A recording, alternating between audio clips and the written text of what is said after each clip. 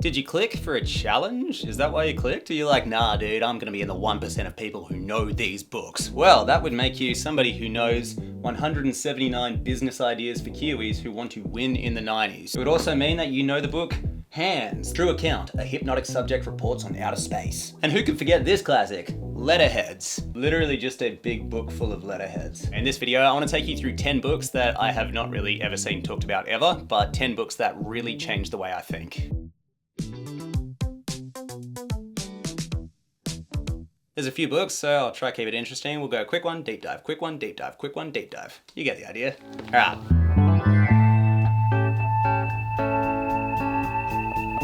Breaking the Circle of Satanic Ritual Abuse, Recognizing and Recovering from the Hidden Trauma by Daniel Ryder. This book came out in 1992, right at the end of the Satanic Panic. A lot has been said about the books that started the Satanic Panic, most notably Michelle Remembers, wherein a patient called Michelle and her psychiatrist, who describes himself as Lithe within the book, both work with Michelle to uncover repressed memories of satanic ritual abuse. Things like ritualistic sacrifice, cannibalism, being sewn into people, like the kind of stuff that you'd probably see in a Marilyn Manson film clip. And they wrote this all under the guise of non-fiction.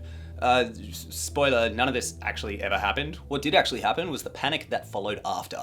Another thing that happened that I feel like is probably worth mentioning is that Michelle and her doctor, both throughout the course of the therapy, leave their families and get together. It's really weird, dude. And Satan is operating through people. As you know, the gigantic moral panic sweeps across North America, and a whole bunch of otherwise clever people are convinced that Satanists are out there just killing everybody all the time.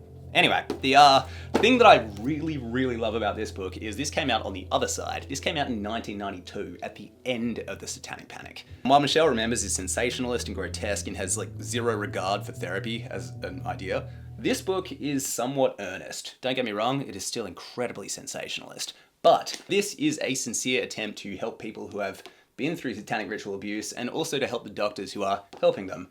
It's so bizarre with hindsight to read something like this because it kind of reads like a textbook, right? Like, here's what you say, here's what you don't say, here's the triggers, here's the questions to ask, here's the anecdotes, here's the complete lack of empirical data. For example, ritual abuse characteristics list. As a ritual abuse specialist, you have all these symbols that apparently mean something. Full chapter on mind control, support for survivors, how you can help them. And the whole thing comes from a place that wholeheartedly believes in the reality of whatever the Satanic Panic was peddling. As I read this, it was a very fun read, by the way. This is probably the most readable out of all the books. The thought that I kept having was how close some of this text is to being genuinely helpful, even though it is about a complete fabrication.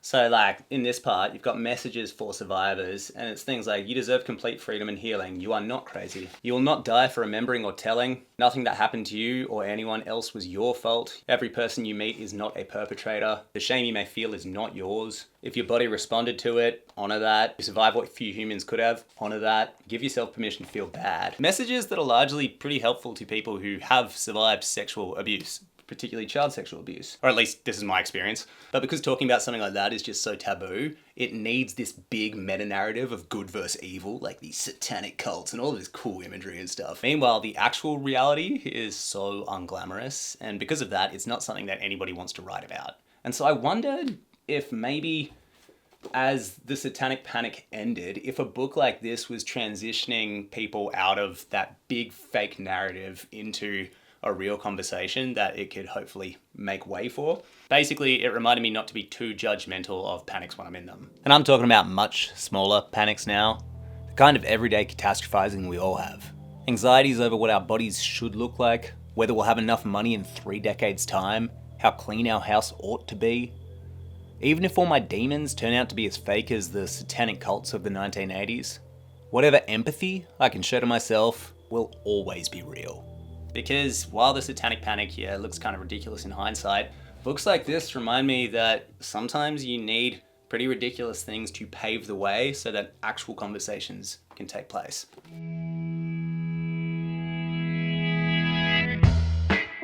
This quick one is 2 for 1. Practical decorating ideas and golden homes. The do-it-yourself guide to creating a more beautiful home.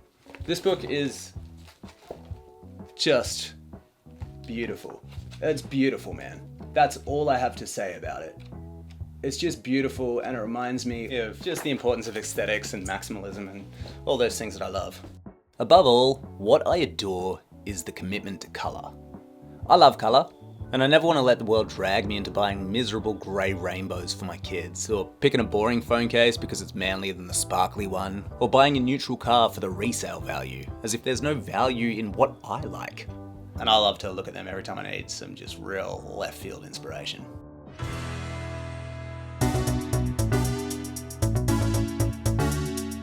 "179 business ideas for Kiwis who want to win in the 90s. You'll never guess what this book's about. It's basically just some dude doing a bunch of coke and just typing out ideas that he thinks are genius. For example, the Happy Hippo. Open up a family restaurant and call it the Happy Hippo. Food would be hippo burgers, hippo coke, hippo chips, etc. Theme all the way through would be hippos. Kids would love it. Fast food restaurants selling much the same food must develop a theme to make their place distinctive. This would be." It's that over and over and over and over again. It's so weird. It's like not even edited. Kids would love it. And I feel like they all kind of end with this implication. There you go, blank check, go do it. Yep, you're welcome. Foam rubber wind chimes. This would be a crazy gift to give somebody a bit crazy. Make foam rubber wind chimes and sell them through gift shops that specialize in the unusual. Just do it. Go ahead, do it. There you go, $1 million. Oh, here's an easy one for you. Write a book. Do it. Open a sneaker laundry, jigsaw jewelry, Neptune Society, jelly biscuits, mini golf to go. Here's an idea for an energetic individual. Build a portable 9-hole mini golf course. Design it so it can be used inside or outside. Pack it on a trailer, then rent an empty section for the weekend, take it to resorts during the holidays, rent it out for fundraising, schools, fairs, retirement villages, etc. Admittedly, that idea does have some merit, and a lot of these do, you know? But what doesn't have merit is the concept of ideas. And that is exactly what this book reinforced to me 179 times. Ideas are worth nothing. Well, I guess they're worth $5.95 divided by 179. That's what an idea is worth, apparently. Calculator. 3 cents. Each idea is 3 cents. I love leaving this book somewhere I can see it, and I really always love to be reminded of it. And that is how it has changed me, changed the way that I think. Because all of us, we get a lot of ideas, and some of those ideas feel really, really, really exciting, and you go, yeah, this would be amazing, do it. And like most people, I get very distracted by those ideas. Big, new, shiny ideas. This is what I'm gonna do this week. Hell yeah, I'm gonna make some paper mache puppets. And now that sounds awesome, but it also sounds like it's gonna derail whatever plan that I've set. And that is why I have this out. It's a token of that message, saying, hey dude, yeah, if you do the idea, it'll be great. But if you do any idea, it'll be great, because ideas are max 3 cents and execution is everything. By all means, create vegetable yogurts, build a ping pong emporium, or market artificial windows. By all means, do it. But remember, the thing that actually makes it work is the execution. So use that effort wisely.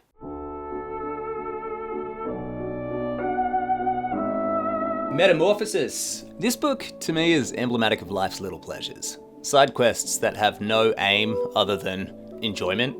I've been on a bit of a lifelong scavenger hunt to collect a book from as many different niche aesthetic trends as possible, and this book covered a very specific category. It is the perfect midpoint between utopian scholastic and surrealism. Encarta meets Dali. Next up, Hands. This book is such a mystery to me. Out of everything I own, books and other, this might be one of my favorite items. Just ever.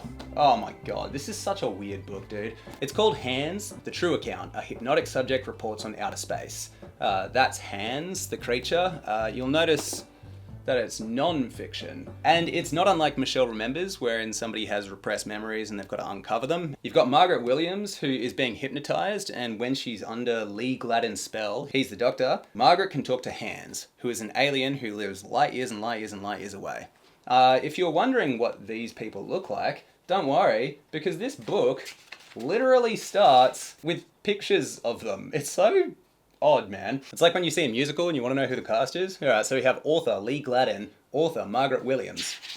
And then here's the rest of the cast. All of these people are independent researchers, and so they've all just got the title of investigator. We have Vivian Gladden, who is Lee Gladden's wife, and that gets weird. We have Merle Williams, we've got Betty and Bob Chapman, and Joe Camp. And it is like something from another reality, which I understand is probably what Margaret felt like she was going through. But this book is such an analog mystery to me. And even though it says nonfiction and is obviously such a falsifiable book, the mystery to me lies in the fact that this book didn't become bigger. When it comes to the genre of UFO books, like I've got a few. For example, My Contact with Flying Saucers by Dino Kraspedon. This is a very famous book in UFO lore. Dino Kraspedon, Brazilian dude who got on board with the flying saucers and then wrote this book, which is sort of a dialogue between him and the captain of the flying saucer, including this quote right at the front, which I quite like. I'm surprised that scientists of Earth should continue to put their trust in their false science, in spite of all its errors they have so far been unable to rectify, and to deny the supreme science which is God. They are like glowworms, enamored of their own light, crying out to other glowworms, "The sun does not exist. The light in my tail is the only light there is."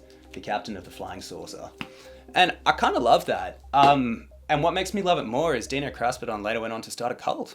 So for all his talk about God and the humility of humans, he didn't really live it, did he? Anyway, my point is, this is a more well-known UFO book. And this book, while it's not very known, the book that kicked off the Satanic Panic, Michelle remembers, is incredibly well studied. This book, however, didn't really make much of a cultural dent, but it did to a very specific sliver of people. And that is the Theosophists. If you don't know what a Theosophist is, your best bet is probably to go to Wikipedia and read the page on Helena Blavatsky. And if you don't like what you read, stop. Just stop. Pull out. If you do like what you read, just, I don't know, keep going. But yeah, a very specific belief group of people seem to like this book so much, and because the book is so rare and never really got reprinted, any copy of this book now goes for like $500. I couldn't believe it. Bizarre, man. And look, it might just be websites tricking each other into rising the prices, but it is also clear that it has fans, but absolutely no cultural splash. Here's a sentence that is honestly better without context. Keep in mind, non-fiction. Hans became the first Hanstronaut, and we didn't even find out about it until 4 months later. And then, just by coincidence, we thought the Xenosites might have run into some problems getting the big, bulky creature on board their spaceship. Xenosites are a different race of aliens, non-fiction. We asked about this. Bigger things than I came out of it, so why can't I get in there? Hans rationalized. We learn on further questioning that he got in all right, swinging in a crane. This is so bizarre, dude. It's like, yeah, that's what I'm struggling to believe. How the hell did Hans get in the spaceship when Hans is so big and heavy? Oh, don't worry, they had a crane. Woo! Almost lost me for a minute there. Like, that is not the part that you need to justify. You can skip right over that. This, to me, is the richest text I have for pure people watching. Absolute voyeurism. You're like, oh my god, everybody in this story is insane.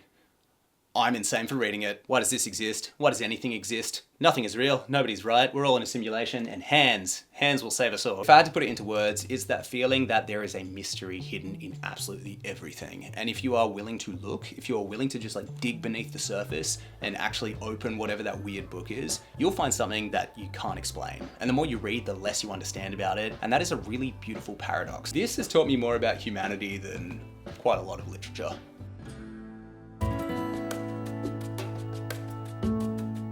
Letterheads, it's just letterheads. This is probably the most well-known book on my list. It's Future Days, a 19th century vision of the year 2000. It's compiled by Isaac Asimov. There's a good chance you've seen these artworks, but basically what they are is in the year 1899, this, what was his name? Jean-Marc something? Yeah, Jean-Marc, is it Cote? He set about trying to illustrate what life might be like in the year 2000. So in 100 years in the future, what technology will we have? What will daily life look like? It's honestly beautiful. It's inspiring. It's charming in its innocence and its ambition. And the illustrations alone are enough to impact anybody's worldview. It sort of saturates you with the humility of history. It's like, dude, we have no idea what's going to happen in the future. But then you add Isaac Asimov's commentary, and it is just, oh man, it is a 10 out of 10. And the way that that book really changed me is, it more or less ended up leading to me writing this book, I guess, Doom and Bloom, The Case for Creativity in a World Hooked on Panic, which you can pre-order now, by the way. That's my promo for the video. There was a time when I was thinking a lot about the differing paces of biology and technology, and probably because it's something that I feel in my daily life even the YouTube algorithm saying, hey, keep uploading, my body being like, hey, sleep. And obviously you can extrapolate that to all of humanity and all of technological evolution. I had just written this paragraph, right? It goes like this: before Intel was called Intel, its founders briefly thought about naming their fledgling company after themselves, but Gordon Moore and Robert Noyce realized that calling a computer company Moore Noyce was dangerous territory. As computers became mainstream, They knew that their technology would, if nothing else, make a lot more noise. This wasn't their only accurate prediction. After that, it talks briefly about Moore's law, and then it gets into how it all might feel. Now, it was a long time before I actually read the words in this book. I just bought it and looked at the pictures, right? But I remember I was writing about all of this stuff and I needed a break, so I was like, oh, screw it, I'll just read this. And I started reading the intro and I came across this paragraph. In my lifetime, I have seen the development of airplanes to the point where transcontinental and transoceanic travel have become as easy as taking a subway. I have seen radio advances to television and silent movies to talkies, completely altering the manner in which the world amuses itself. I have seen the coming of nuclear weapons threaten the existence of humanity, and the coming rockets promise to spread humanity throughout the solar system. I have seen computers and robots giving us non-human friends and allies, or possibly competitors, for the first time. And it was just a sign that I was on the right path. Hell yeah.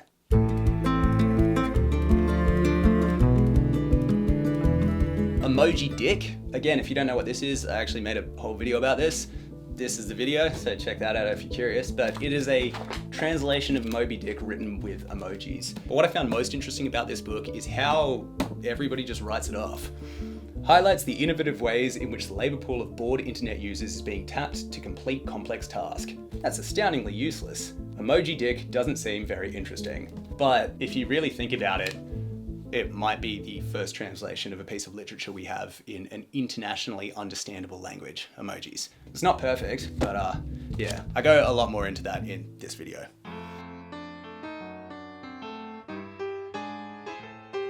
The Illustrated Reference Book of Man in Society. It's a book from the late 70s, and it's just beautiful for starters. But what it's trying to do is more or less create like a reference book for humans and how humans act. And a lot of it is of its era, but quite a lot of it has aged quite well, like almost in an almost prescient way. For example, this was written in the late 70s, talking about computers. It addresses the idea of working from home. Many types of workers could technically do their jobs from home, seated in front of their television sets. Canadian sociologist Marshall McLuhan proposes that companies feed all their information into central computers, which can be linked to individual terminals in the home. People would have to retrain for computer work, but they would save time, money, and the nervous energy involved in traveling to and from work in overcrowded conditions. However, the loss of social contacts could, in many cases, prove to be counterproductive. Still having that chat, aren't we? This particular paragraph is the one that changed me the most. There's this 10-page section towards the front that's talking about how humans develop. And it goes, the growing child, adolescence, marriage, adulthood from 20 to 30, from 30 to 40, middle age. All right, so you know how you see those posts that are like, J.K. Rowling didn't start till she was 500 years old, so you've still got time. And you're meant to feel really inspired, but all you actually feel is, yeah, but she did really well. Come on, guy. Or like, I know Gary Vee does it a lot. I actually don't mind the way he does it, but he'll say like, you're 40? Well, you're still a baby. Come on, you got heaps of time. Now, all of that is lovely messaging, but it never really goes into my head. But reading this paragraph made it sink in. When they're talking about middle age, creative turning point. A study of the lives of creatively gifted men and women shows that their work often undergoes a change of style at the midlife period. Some, like the English novelist George Eliot, do not begin their real creative production until this time in their lives. Others, like Ludwig van Beethoven, demonstrated an increase in profundity that marked off their late work sharply from what had gone before. Sigmund Freud published nothing of striking originality until he was 39, salty, and the work that he continued to regard as his most penetrating.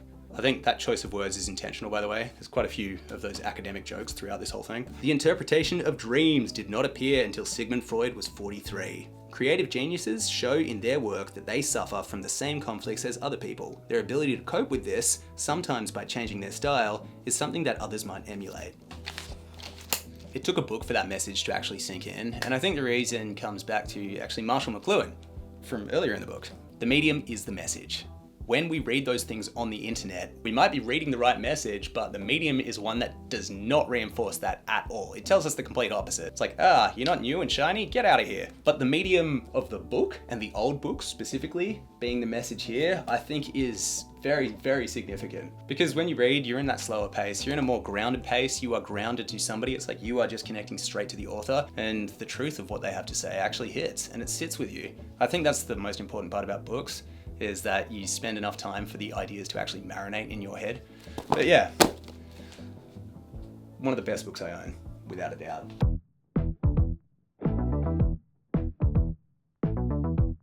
The Science and Psychology of Doodles. This is just vibe-wise the most self-published book that I own. It's just somebody saying, if you draw insects and spiders, you have a disdain for intimacy and sex. If you draw a knife, you're paranoid. If you draw arrows, you're ambitious. If you draw computers, you are interested in technology. You don't say. If you draw dolls, you have childhood trauma, apparently. And I love a book like this. I got another one about dreams, where it's like, why not? Why not? Just put that in a book. We both know this isn't real. We both know that you're speculating, and I'm having fun. You're having fun, and I'm having fun. Why not? You know?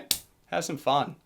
The lesson here is related to one put forward by a book pretty much everybody has heard of, The Creative Act by Rick Rubin. He talks about this process where he will just open a book to a random page, and whatever he reads there, he'll interpret through the lens of whatever problem it is that he's trying to solve. I find books like this, and particularly this one, as an illustrator, to just be really helpful at sparking new ideas. Even if it comes in the form of a paragraph telling me that drawing my feet indicates a hidden desire to eat my feet.